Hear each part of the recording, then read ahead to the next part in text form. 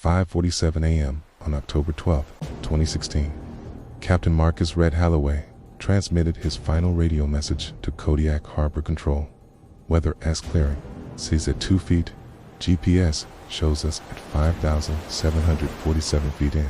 15,223. Heading to the honey hole.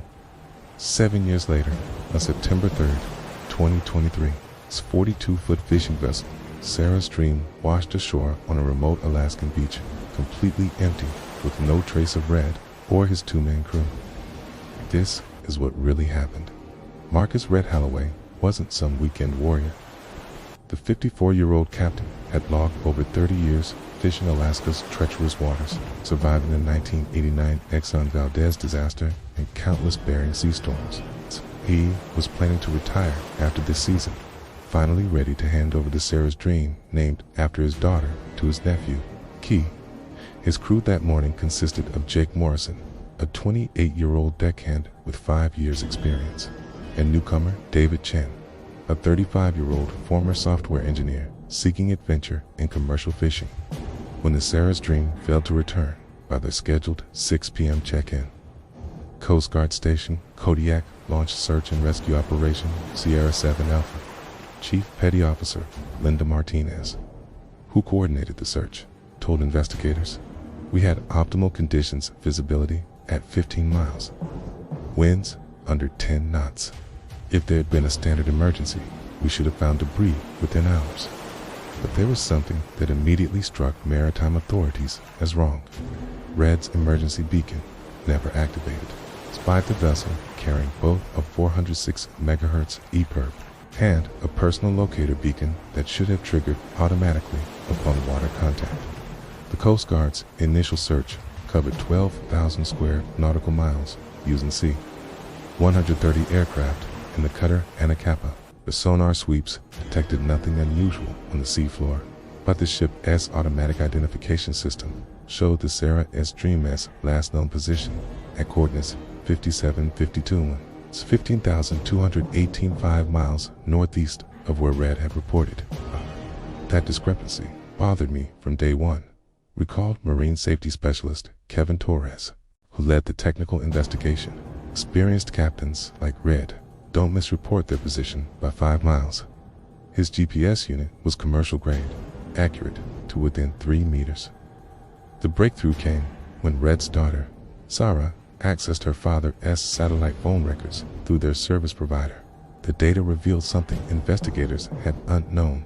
At 7:23 a.m., nearly 2 hours after his last radio transmission, the phone had briefly connected to the Iridium satellite network, transmitting a single, incomplete message. The message fragment, recovered from Iridium's servers, contained only, "Engine room flooding Chung is." This discovery shifted the entire investigation. If the boat was flooding at 7:23 a.m., why hadn't the crew activated their emergency beacons? More disturbing, what was Red trying to say about David Chen? The truth about David Chen emerged when investigators dug deeper into his background. The former software engineer hadn't been entirely honest about his reasons for joining Red's crew. Chen was under federal investigation by the FBI's Seattle field office for embezzling $2.3 million from his previous employer, Cascade Maritime Systems, a company that manufactured GPS navigation equipment for commercial fishing vessels. Special Agent Rebecca Foster revealed Chen had inside knowledge of maritime tracking systems. He knew exactly how to disable emergency beacons without triggering tamper alerts. We believe he saw the Sarah's Dream as his escape route, quote.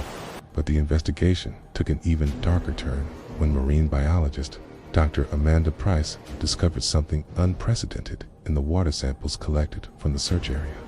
Toxicology analysis revealed traces of Tetrodotoxin, neurotoxin, found in pufferfish at concentrations that suggest deliberate introduction. Tetrodotoxin causes paralysis while leaving victims conscious, Dr. Price explained. In a maritime environment, it would be nearly undetectable and virtually untraceable after a few days in seawater. Wait, ... What? Chen hadn't just stolen money, he'd poisoned his crewmates.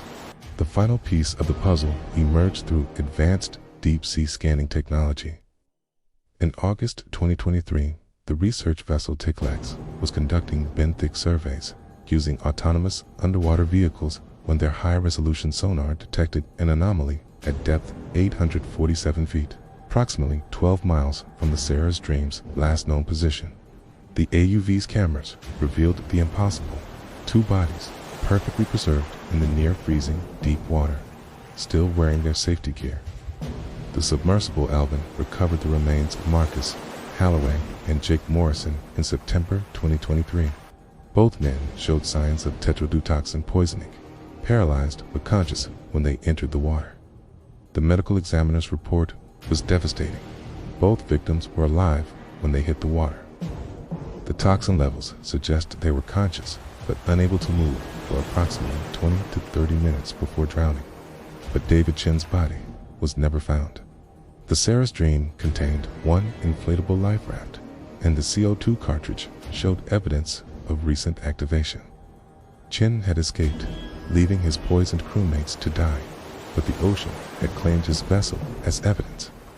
Marine investigators still couldn't explain how the Sarah's Dream drifted for 7 years without being detected by satellite tracking, or how it ended up 400 miles south of where Chen had abandoned it.